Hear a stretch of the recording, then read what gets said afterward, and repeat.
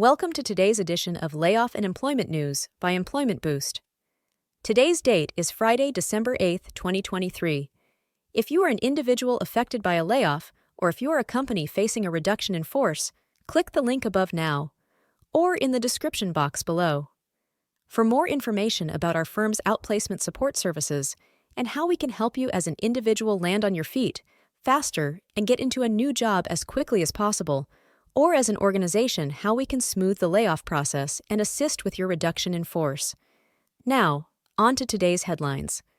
Stellantis, one of the big three automakers, has announced they will be laying off between 1,100 and 1,200 personnel at its Toledo Assembly Complex. The reasoning for the layoffs is that the company will have to adjust its sales and production strategies due to California emissions regulations.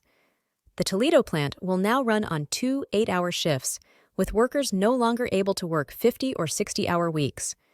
The affected shifts product the Jeep Wrangler and Gladiator. A statement from Toledo's mayor on Thursday stated the city's intent to provide assistance to the impacted employees however possible. Less than a week after Spotify announced massive layoffs, the news just broke late yesterday that among the departures will be Chief Financial Officer Paul Vogel, who has been with the company since 2016 and in the CFO role since 2020.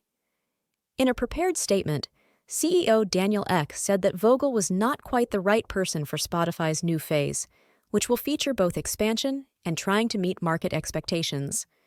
Vogel will leave the company at the end of March 2024, and the company will immediately start looking for a successor.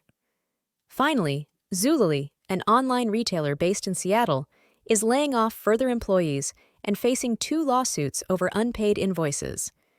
Employees were notified on Thursday they were being let go, per LinkedIn posts, and GenUI filed a lawsuit over $191K in unpaid services earlier this week.